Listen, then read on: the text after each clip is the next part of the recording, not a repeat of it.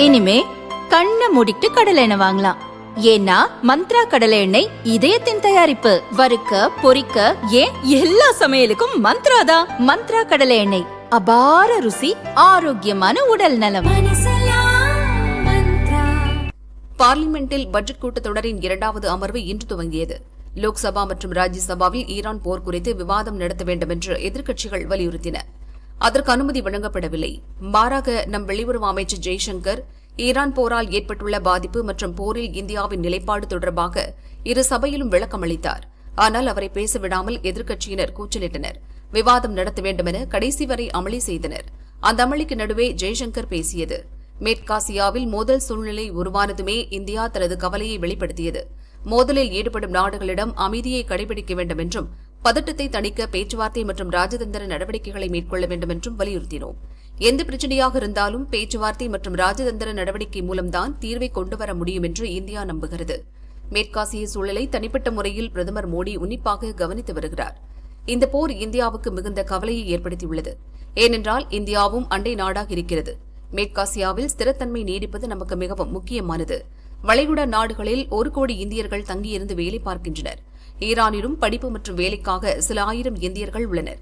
வளைகுடா பாதுகாப்பாக இருக்க வேண்டியது இன்றியமையாதது. இங்குதான் நமக்கு எண்ணெய் மற்றும் எரிவாயு விநியோகிக்கும் முக்கிய நிறுவனங்கள் இருக்கின்றன. இப்போது நடக்கும் போரால் எரிபொருள் விநியோக சங்கிலி சீர்குலைவதற்கான வாய்ப்பு இருப்பதும் நிச்சயமற்ற தன்மை உருவாகும் சூழல் இருப்பதும் முக்கிய பிரச்சினை. இந்த போர் தொடர்ந்து தீவிரமடைகிறது. மற்ற நாடுகளுக்கும் பரவி வருகிறது. இது நம் பிராந்தியத்தின் பாதுகாப்பை கவலைக்குரிய நிலைக்கு கொண்டு வந்திருக்கிறது. மக்களின் இயல்பு வாழ்க்கை கடுமையாக பாதிக்கப்பட்டிருப்பதோடு அழிவும் ஏற்படுகிறது. இந்த போரில் இந்தியாவைச் சேர்ந்த 2 மாலுமிகளை நாம் இழந்துவிட்டோம். ஒருவரை காணவில்லை.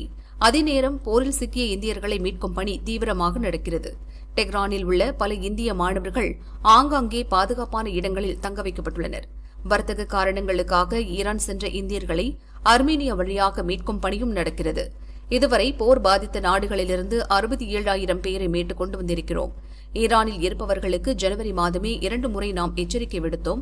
உடனடியாக நாடு திரும்பும்படி வலியுறுத்தினோம். பிப்ரவரியிலும் அவர்களுக்கு அறிவுரை வழங்கப்பட்டது. தொடர்ந்து டெஹ்ரானில் உள்ள நம் தூதரகம் தீவிரமாக செயல்படுகிறது. ஈரான் போர் கப்பலுக்கு ஆபத்து நேர்ந்த போது மனிதாபிமான முறையில் நாம் அடைக்கலம் கொடுத்தோம். அதற்கு அவர்கள் நமக்கு நன்றி கூறினர். தொடர்ந்து மற்ற நாடுகளிடமும் இந்தியா பேசி வருகிறது.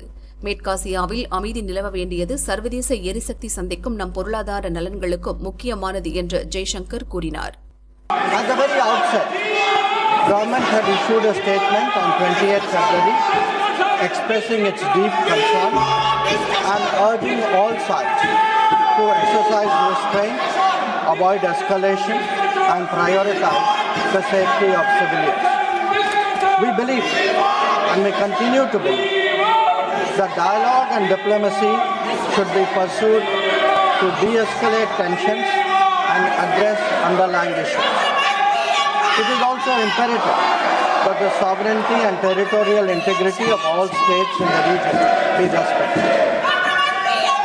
Chairman Sir, given the gravity of the situation, the Cabinet Committee on Security CCS met on 1 March under the chairmanship of the Honorable Prime Minister. It was briefed on the airstrikes in Iran and the subsequent attacks in several Gulf countries. The CCS was concerned over the safety and security of the Indian community in the region. It also focused on the implications for regional security and for economic and commercial activities. The committee was apprised of difficulties faced by Indian travelers transiting the region and by students appearing for scheduled examinations in this country. It directed all concerned ministries and departments to take appropriate measures to respond to these problems.